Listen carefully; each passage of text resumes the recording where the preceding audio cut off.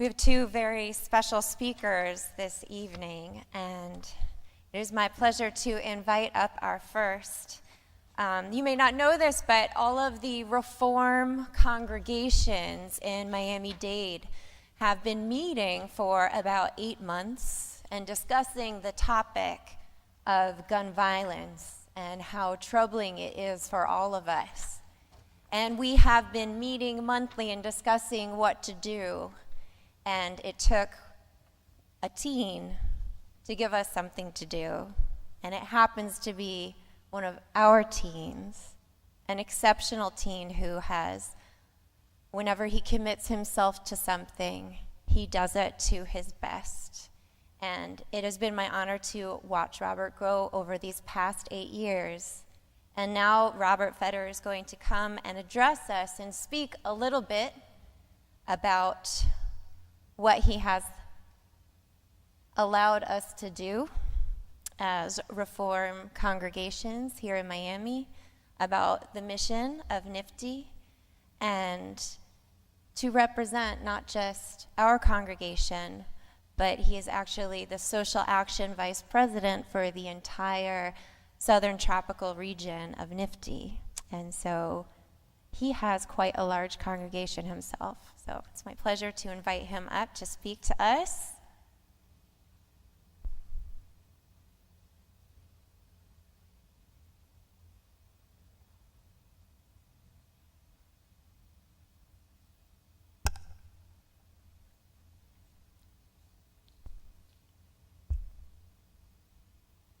The list of reasons as to why we as Jews should care about and be working to prevent the daunting reality that 33 lives a day are lost due to a gun-related crime is no short list.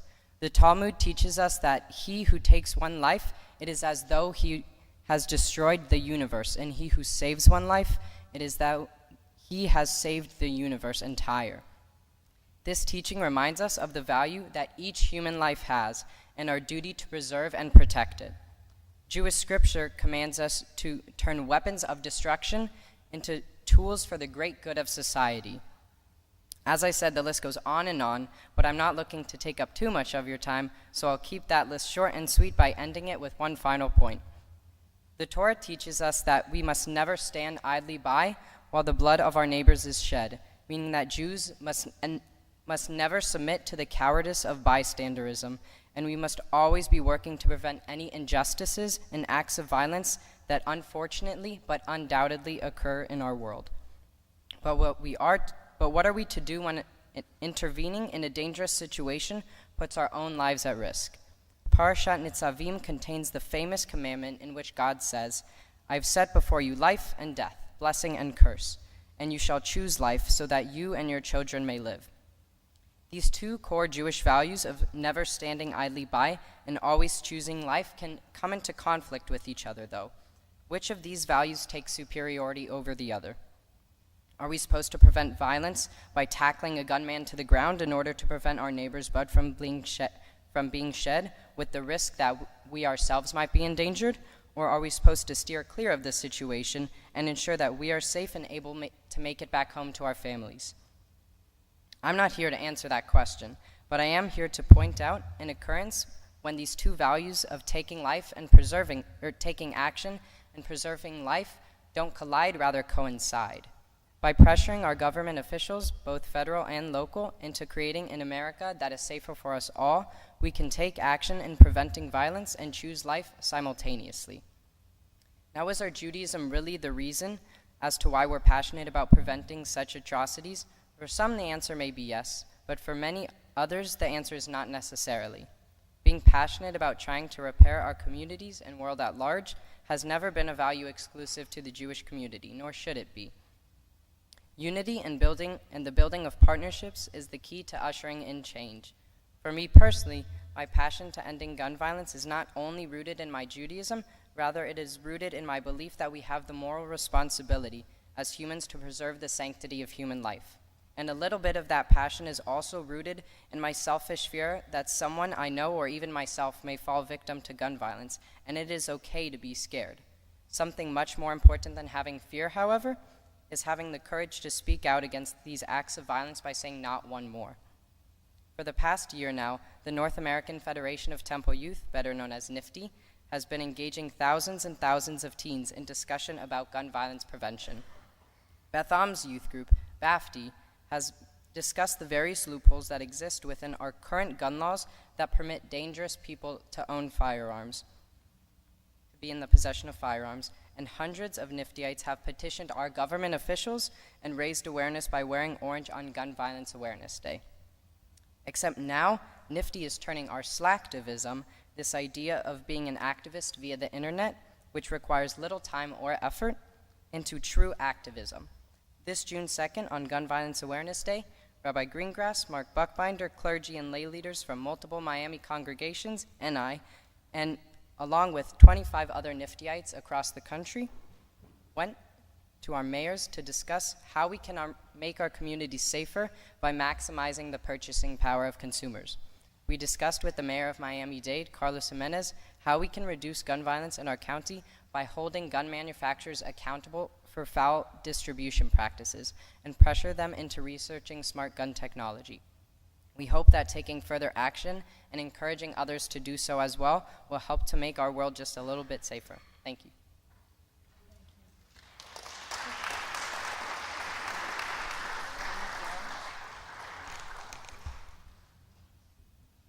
See why I'm so proud.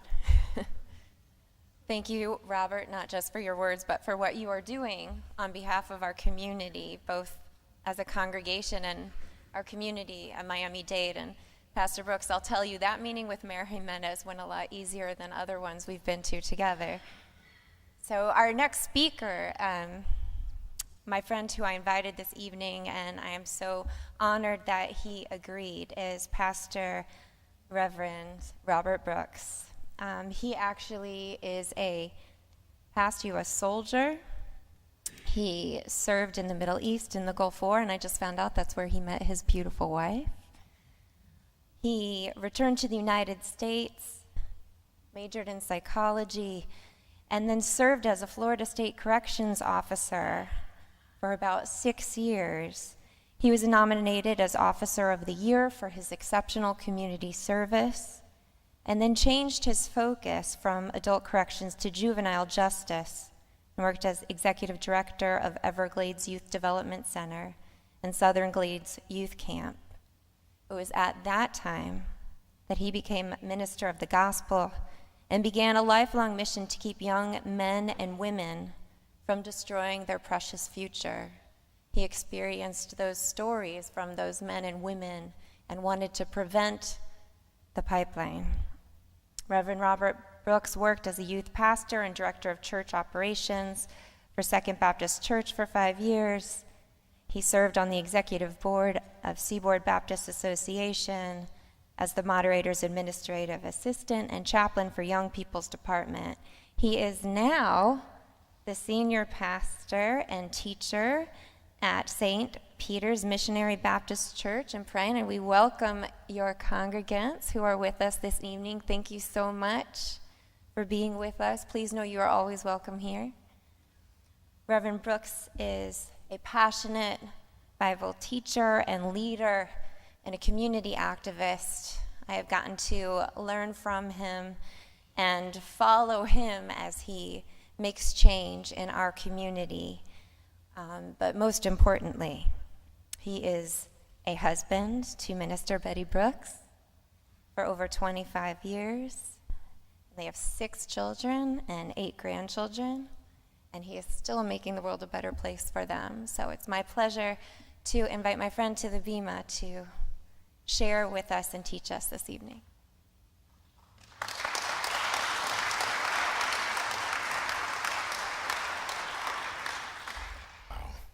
Thank you.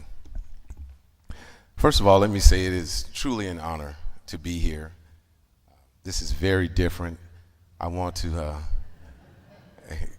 thank your senior rabbi and associate. Thank you so much for graciously inviting us. And we do have a common problem.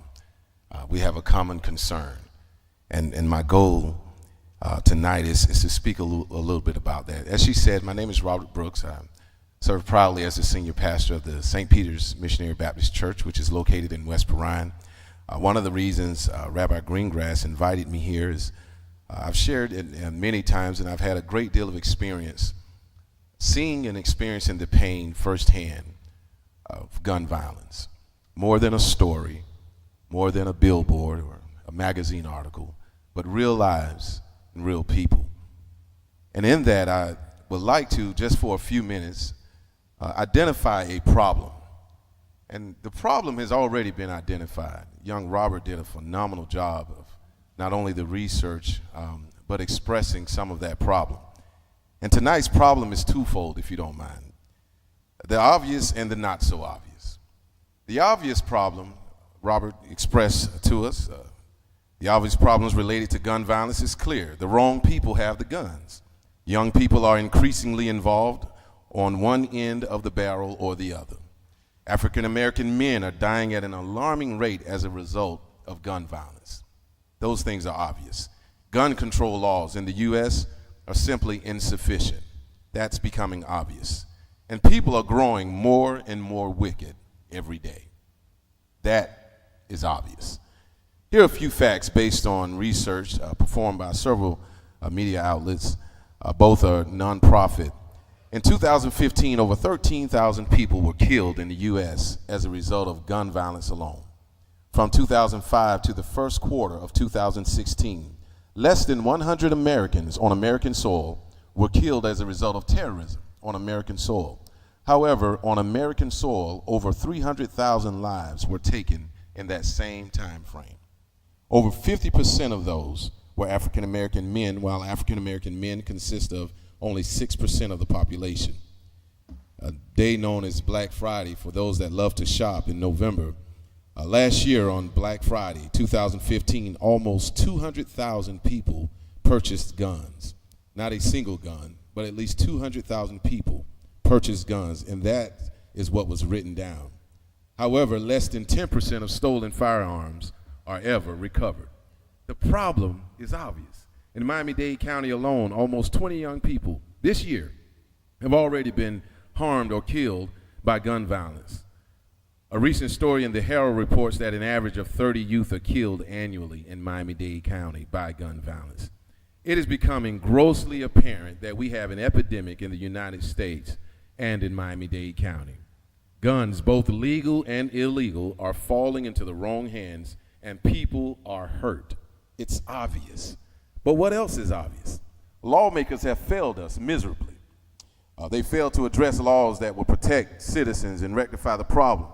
As a matter of fact, the state of Florida is one of 40 states that are subject to firearms preemption laws, which basically means that municipalities are blocked from making any changes, from doing anything significant as it relates to gun laws. We have no choice but to wait on a federal government that sometimes are clearly detached from what we're going through in our communities. And now that is an obvious problem of gun violence. But what is the not so obvious? Again, I'll refer to Robert. He spoke about it a little bit. The obvious problem is gun violence, but the not so obvious problem is what I refer to as God's silence. Now, the truth is God is not silent, but we are. We have been too silent. God is not afraid, but we are. God is not frustrated, but we are. God is not fed up with trying, but sometimes we are. In my church, every Sunday, we remind ourselves of Micah 6:8, of the words of Micah 6:8, that he has showed us already. He has made it clear to us what is good, and that is to do justly, to love mercy, and to walk humbly with our God. My faith tradition, as many of you may know, teaches us that Jesus gave us an example to follow in that pursuit of doing justice, loving mercy, and walking humbly. As a matter of fact, we've learned that when the prophetic voice is silent, those of us that heard from God, that read God's word, that sings the songs of his love, his justice, and his kindness, when that voice is silent, the community suffers. God expects, in both of our faith traditions, that we are a billboard, a literal walking billboard of his love and compassion to a broken world. We are to demonstrate what he's poured into our lives as we've learned of his kindness, his goodness, and his love. We are the example. And when our prophetic voice is silenced, we might as well pick up a gun and be a perpetrator, because we're doing the same thing that wicked people are doing. So I don't want to just identify the problem, but I also would like to acknowledge the pain. The pain of gun violence. It's real. It's people. As a matter of fact, gun violence negatively impacts all of our communities, regardless of where we're from. However, we respond to pain in different ways. Pain sometimes can stimulate some things, and sometimes pain will numb some things. Pain stimulates, from gun violence, pain stimulates anger, it stimulates hatred, and it stimulates fear. And when people are stimulated by those things, a community is formed, a hateful, fearful, afraid people, and they respond a certain way. But pain also numbs sometimes. And then we have a different type of community that are numbed by the pain of gun violence. The numbing causes a detachment, causes us to be apathetic and indifferent. We feel it because we care, but we don't respond because we're numb. Either way, our communities fall apart and fail. We become divided, whether we're stimulated by anger or numbed by indifference. We fail to resolve the problem. And I would like to point out that we can heal the pain when we respond to God's message to all of us, to not stand by idly and watch our brothers or sisters suffer, but to be a prophetic voice, to use our sphere of influence to make a difference in what laws are written and how they're made, to knock on doors, to go through the pain of meeting with politicians that may not agree with us, but have no choice but to hear us. We can heal the pain, whether it's a numbing pain or a stimulating pain, whether it's dealing with angry, hateful, fearful people or dealing with indifferent, numb people. We can heal the pain because we have a prophetic voice. I didn't just come to identify the problem and acknowledge the pain, but more importantly, I think it's very important that we remember the people. There are real lives that are affected by gun violence. Real people, children. In Miami-Dade County, already in Miami-Dade County, there are a couple of young names, and I won't mention their names because I don't have their parents' permission. I've personally stood over bodies and spoken life into families that the truth is, I was devastated. I'm trying to speak hope to someone who they will not take their son home. Either they're visiting a prison and their son is gone for the next 30 years, or they're visiting a grave site for the rest of their lives. The best thing that we can do is remember that each life makes a difference. So I want to take the last couple of minutes of my time, and I want to remember someone, a walking miracle, if you will. I didn't expect that the young lady would be able to join me, but today she was able to join me. On April 9th this year, a young lady from my congregation attended a Sweet 16 party. A young lady with a lot of ambition, doing very well in school, has a promising future and expectations of a future. Went to a Sweet 16 party. A fight broke out. Someone had a gun or several guns. She was hit and fatally wounded by a Glock 9. I will not speak more on it. I want her to speak for herself. But I thank God that not only is she alive, but she is doing well. And if you would help me, and if you don't mind, and receive Joena Riley.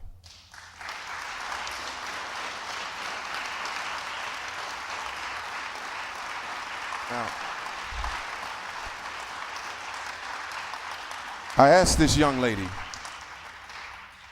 after visiting her in the hospital days after she was wounded, and I'll let her tell a little bit about that. We didn't know if she would walk again. We didn't know, actually that night, if she was even going to live. Thank God she's here. I asked her to answer one simple question, just a simple question. How has your life changed, or how was your life directly impacted since the day that you were shot on April 9th? And tell us a little bit about what happened that night. I got shot in my right hip. It traveled to my stomach and infected my whole entire stomach. I went into emergency surgery, and they told my aunt that they didn't think I was going to live. and one of my intestines blew, so I have a colosophy bag. And the next day in the ICU, I was fighting, and they looked at my aunt and said, "You have a miracle in your hands." They told me that I wasn't gonna walk. I heard an angel tell me to get out the bed and walk. It was hard and I was scared, but I did it. And my nurse, she looked at me and she cried. She said she didn't believe it. I did everything they told me that I wasn't gonna do. Well, my life changed because taking a shower, facing the shower, I cannot do that. I have to turn my back and wash in a certain way, such as using the bathroom. I can't use it how I used to use it, and my life has changed because I wake up in pain. I have bad dreams, but I know God is by my side telling me that I was gonna make it, and I have made it, and I want to speak and change other teens' life and stop gun violence.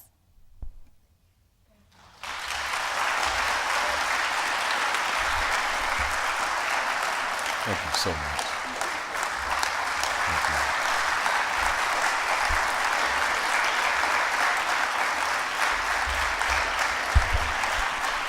I just want to say this in closing.